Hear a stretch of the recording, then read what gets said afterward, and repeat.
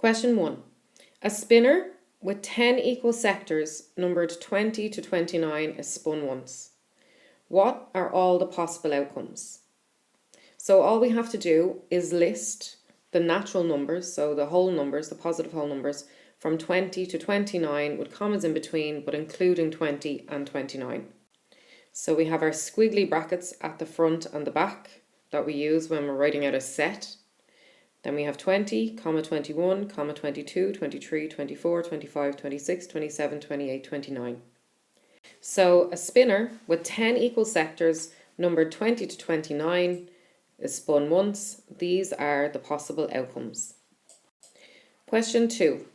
This is a pack of a deck of cards, excluding jokers. So we've got hearts, spades, diamonds, and clubs. And there's 4 of each. So there's 4 2s, 4 3s, 4 4s, and so on. Question 1. How many cards are there in a pack of cards? Question 2. The pack is divided into 4 different types of cards called suits. Name the 4 suits. Question 3. How many cards are there in each suit? The card shown on the right is called a picture card. Name the card. And how many picture cards in total are there in a deck of cards? So question 1. How many cards are there in a pack of cards? There are 52 in total. So there's 13 in each suit. There's 4 suits. 13 times 4 is 52. It's a good idea to learn this off by heart. This comes up a lot. So there are 52 cards in total if we exclude the jokers.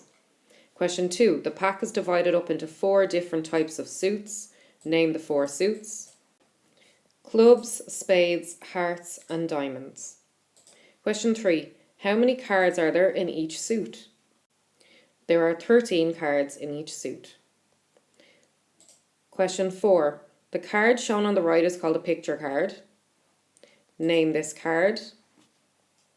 This is the King of Hearts. Question 5. How many picture cards in total are there in a deck of cards?